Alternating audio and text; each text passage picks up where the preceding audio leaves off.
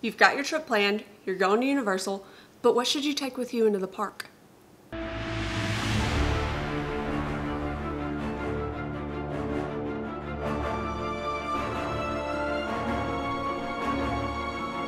Hey guys, welcome back. On this channel, we talk about Halloween, Harry Potter, and theme parks. If that's something you're interested in, go ahead and hit that subscribe button.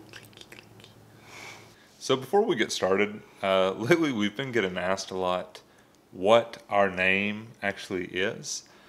So it's pronounced Pugh, so it's the Pugh 2, like a church pew or, pew pew, whatever you want to do. I think there's been a little bit of confusion.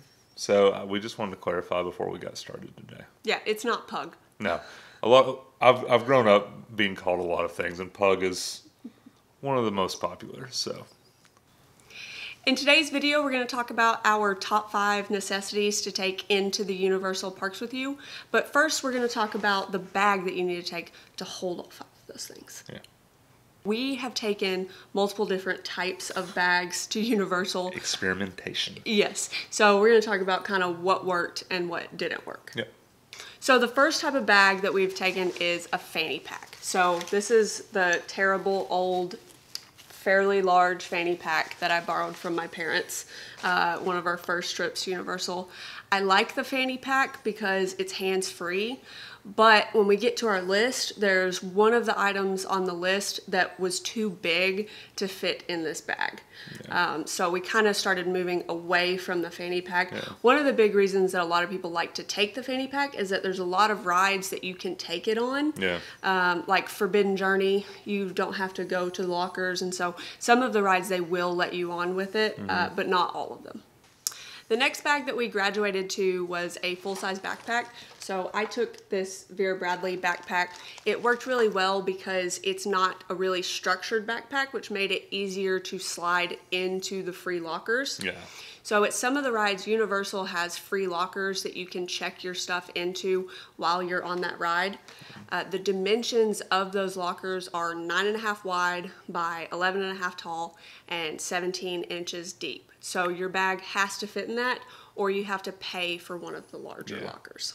I liked taking this bag around with us, but it got to the point where it's so big that I was packing too many things in it. Yeah. And when you're spending 12 hours in a park, it got really heavy. Yeah, and I think something that we didn't really think about, when you take a backpack, you want to make sure that your straps are like padded or gelled of some sort of like less friction producing type material, because this would start to rub us raw. Right. It's something to think of. It's something, we didn't think about, but now when we're looking at bags, we really think about that kind of thing. Definitely consider. The backpack that we are currently using in the parks is this Loungefly mini leather backpack. So this one is a Weasley's Wizard Wheezes bag, which is just an extra bonus. But the reason that I really like this bag is because it's smaller, so I can't like cram as much stuff into it because I'm terrible about doing that if I have space. So it keeps it lighter. It's small enough that it still fits in those tight lockers, and the faux leather makes it a lot more comfortable than the fabric on your arms when you're carrying it for like 6, 7, 8 hours a day. So this Loungefly backpack is definitely our go-to pick for the parks right now. Yeah. We'll leave a link in the description to where you can get them on Amazon. They actually sell a lot of these in the park. Yeah. I know they've got like a really cute like Grinch one for Christmas and stuff, but yeah. So the number 1 item on our list is sunscreen. It gets hot in Florida. So hot. Extremely hot. And my counterpart here is a little pale. I'm like a vampire, if you haven't noticed. Sunscreen is a must every 2 hours. I suggest like the spray on, like not sticky. You just go off in a corner, spray yourself up. We like to use some of those, some of the sprays that have like the cooling agent in them. We've used them for golf our whole lives pretty much, and so we just enjoy that particular kind. Right. But yeah, so being people who aren't from Florida, you're not really accustomed to that kind of heat or sun. And so anytime we go down there, especially if it's our first trip of the year, like early, March or so, we get a little burned. Even using sunscreen we tend to get a little red the first couple of days. Even if you're somebody who's like, oh, I just tan, I never get burnt. That's how he is. And in the Florida sun, he still needs it. So make sure to take your sunscreen. You don't want to get burned and be miserable. Absolutely.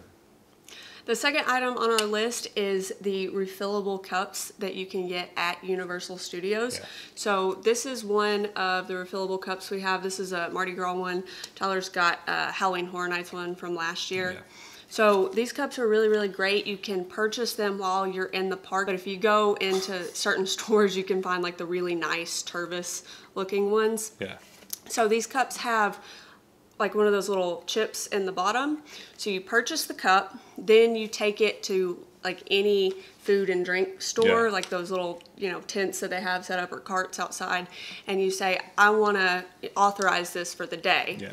And you pay to authorize it. I think it's like $10 yeah, a day. it's like $10, maybe $15 a day, somewhere in there.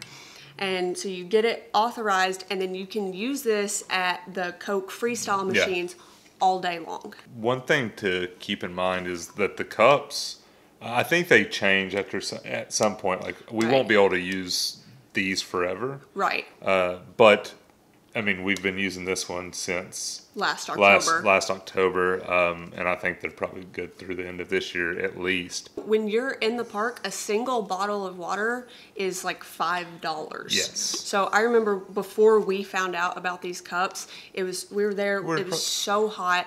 I felt dehydrated. Yeah, we were probably spending $60, $70 a day just in drinks. Well, and it got to the point where I was like, I'm so thirsty, but I don't want to pay another $5 for a bottle of water. So when we found out about this, it's great. We just share one. Yeah. And so, it's $10 a day and we can drink all we want. So definitely a must have at the parks. This is the item which caused us to start carrying a bigger bag so it'll fit down in it. It just makes it so much more affordable. And it's just so convenient because at those Coke Freestyles, you can get anything, but they've got water. You can actually get ices in this as well. Yeah. I wish you could get butterbeer in them, but you can't. They don't allow that. But the ices and everything. So on a hot day, like when we go during the middle of the summer, it's just fantastic to have one of these. Right, and it's just the perfect size that you can, dump it out. They have sinks a lot of times. Put it in your backpack, stick it in the free locker for the ride, and then you can fill it back up when you get out. Yeah. So number 3 is actually going to become more and more important, it seems like, with some of the changes that are going on, and that is like a battery bank and a charging cord for your phone or any accessory that you're going to use in the park. One reason that they're going to be so important at this point is a lot of queues are going to virtual queue, or they have that implemented as well.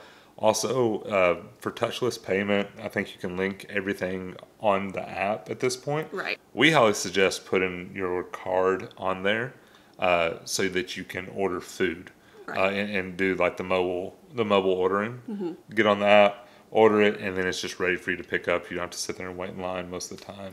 Right. I think with all the social distancing changes that are coming, I think the app is going to become more and more a part of your experience there. I know some rides are strictly, like Hagrid's is only the mobile queue right now. So the virtual queue? The virtual queue, sorry. Yeah. So if your phone dies, you don't get to ride Hagrid's because they have to scan your phone. So that's going to be huge. Make sure you keep your phone charged while you're in the parks. Yeah.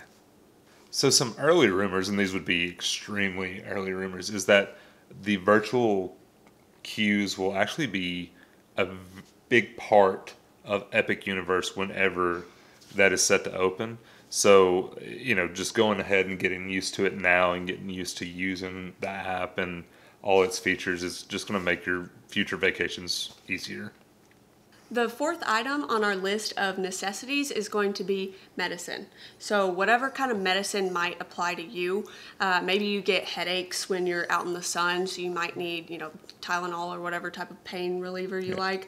Tyler tends to get kind of sick at his stomach on some of the rides, so we pack Dramamine for him. The first couple of days are always kind of rough on me, and then it just goes away, but I just like to, having the Dramamine there as a safety net is always a good idea for me. Absolutely. If you've got any type of like allergy meds that you need to take, anything that you take daily, just pack it in your bag, make sure you have it so you're good to go. Yeah. So the fifth and final item on our list is going to be a poncho. It rains a lot in Florida. Not for long periods of time. No. It doesn't seem like.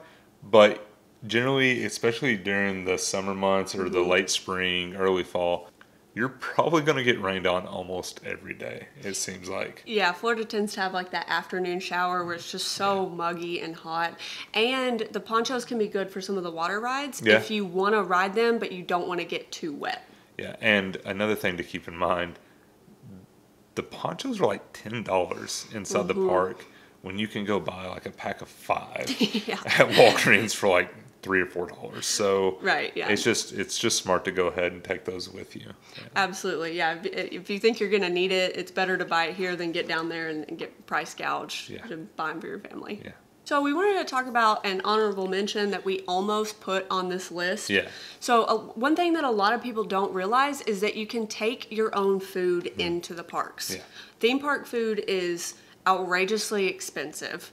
It's great, but it it can be expensive. Absolutely. But you can pack, if you want to take like protein bars or, just little snacks that your kids enjoy or anything like that, you can bring that with you in your backpack so that you have, stuff ready to go when you're hungry. Yeah, Universal's pretty good about having some allergy-friendly That's a good point. selections, but if that's something that you need or your family members need, it's important to know that you can take those into the park and you'll have them right there. All right, guys, that is our list of top 5 necessities for the Universal theme parks. If you think there's something that we left off this list that should have been on it, leave that down in the comments below.